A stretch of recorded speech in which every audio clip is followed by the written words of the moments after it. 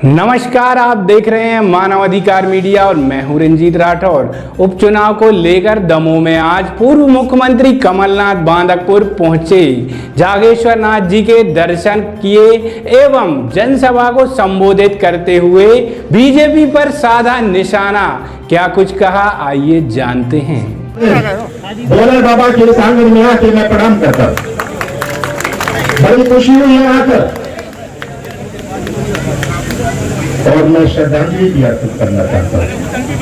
बहुत सारे जिनको कोरोना के कारण पिछले दिन उनका निधन हो गया, एक एक नाम मैं नहीं दे रहा, पर सबको श्रद्धांजलि अर्पित करना चाहता हूं। प्रजातंत्र में चुनाव आते हैं, हमारा लोकसभा का चुनाव आता है, विधानसभा का चुनाव आता है, जिला परिषद का, नगर पालिका का, हमारे पंचायत के चुनाव भी आते हैं। हर चुनाव का अपना मायने होता है, सही बात है ना। लोकसभा चुनाव से हम अब किसी को चुन के, अपने प्रतिनिधि को चुन के दिल्ली भेजते हैं।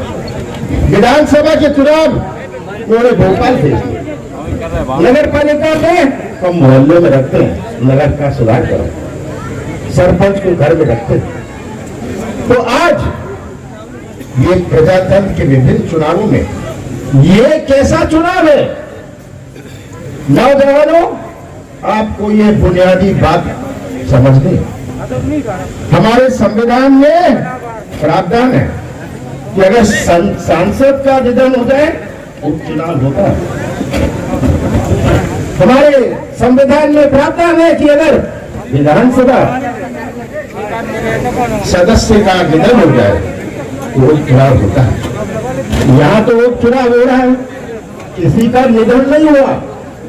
निधन किसका हुआ? हमारे प्रजातंत्र का निधन हुआ। ये आज नौजवानों आपको समझनी, और मुझे बड़ी खुशी है कि यहाँ सबसे ज्यादा संख्या में नौजवान हैं। यही नौजवान हमारे दमोह का, हमारे प्रदेश का निर्माण करेंगे। और मैं तो नौजवानों से एक ही अपील करने आया हूं कि सच्चाई पहचानो। सच्चाई ही आपका भविष्य सुरक्षित रख सकती है। सच्चाई पहचान लो। कमलनाथ का साथ मत देना, कांग्रेस का साथ मत देना, अजय टंडन का साथ मत देना, पर सच्चाई का साथ जरूर देना। यही आपके भविष्य को सुरक्षित रख सकते हैं। 15 साल बाद विधानसभा का चुनाव हुआ। 2.5 साल पहले मैं तो माफी मांगता हूं कि कांग्रेस ने एक ऐसा प्रतिनिधि उतारा जिसने सौदा कर लिया, तो मैं क्षमा प्रार्थी, हमें पहचान नहीं कि ऐसा उम्मीदवार उठा जिसने सौदा किया। तो इस चुनाव में 2.5 साल बाद जब आवश्यकता नहीं थी, वो तो सब आपने सुन लिया, मैं दोहराना नहीं चाहता हूं। आज ये चुनाव हो रहा है कोरोना की महामारी में। कोरोना का क्या हाल है पूरे प्रदेश में, और शिवराज सिंह को कल बैठ गए भोपाल में, कहते हैं मैं तो मास्क सबको पहनाऊंगा, पर अस्पताल में डॉक्टर नहीं पहुंचाऊंगा, अस्पताल में दवाई नहीं पहुंचाऊंगा। मैं मिंटो हॉल में भोपाल में बैठ गए। ये शिवराज सिंह जी का नाटक पहचान। नौजवानों, 15 साल में पूछना चाहता हूं, कितने आश्वासन मिले?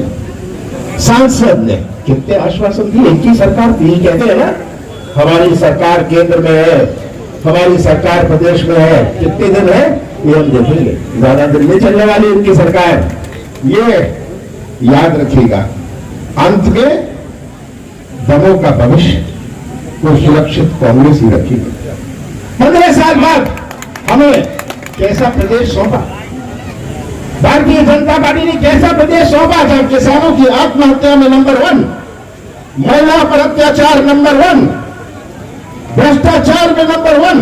मुझे बताइए, कोई काम हो सकता है बिना पैसे दिए? ये आज हालात। बेरोजगारी में नंबर 1, वित्तीय उद्योग मध्य प्रदेश में लगे नहीं, 15 साल में उससे ज्यादा उद्योग बंद हो गए। ये आपको सच्चाई पहचाननी है, क्योंकि इससे ही आपका भविष्य हुआ। ऐसा प्रदेश हमें सौंपा जहां कौन सी चुनौती नहीं थी, हमारे कृषि क्षेत्र की चुनौती। आज ये दमोह का बाजार चलता है, आपके गांव का बाजार चलता है जब किसानों के जेब में कुछ पैसा हो, उसका बच्चा स्कूल जा सकता है, कॉलेज जा सकता है, अच्छे कपड़े पहन सकता है जब किसान के जेब में कुछ पैसा हो। और जब किसान का जेब खाली तो क्या भविष्य होगा हमारे प्रदेश का?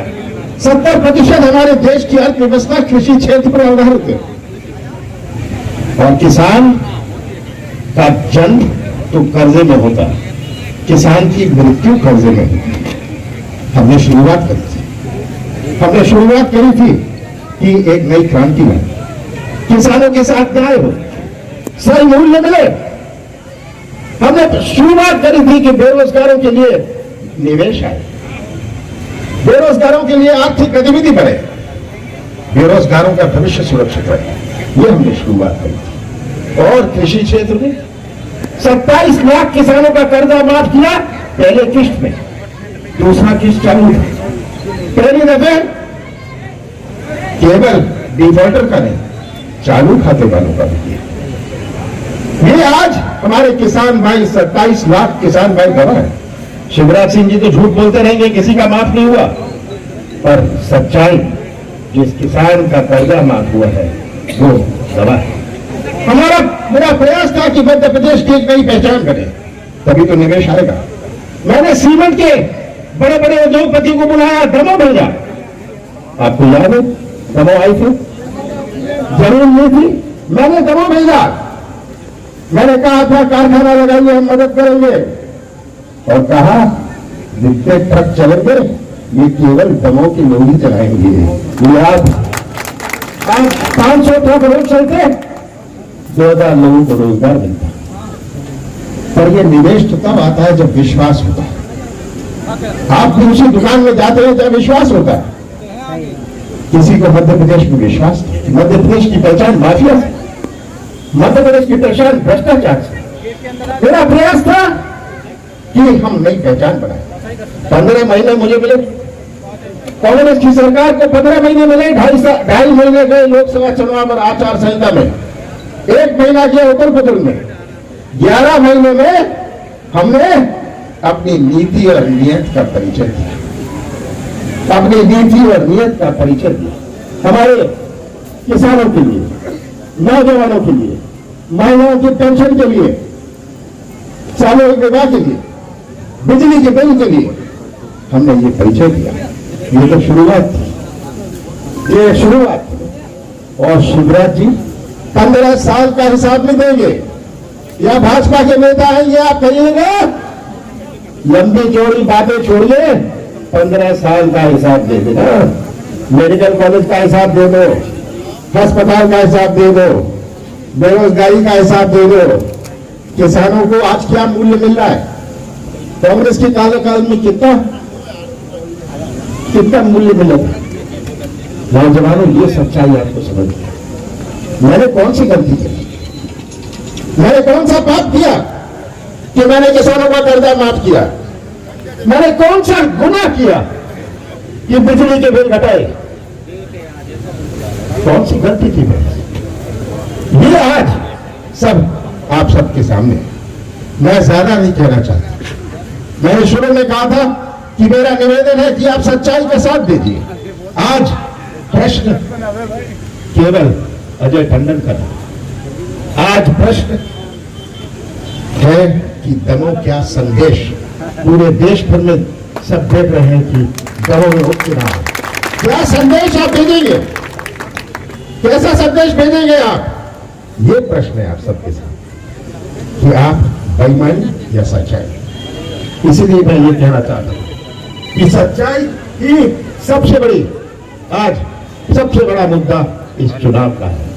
और विकास की बात है, अजय टंडन तो करेंगे, पर आज मैं आपको ये कहने आया हूं कि दमोह की विकास की जिम्मेदारी अजय टंडन और कमलनाथ की होगी। बड़ी लंबी चौड़ी बातें शिवराज जी करेंगे,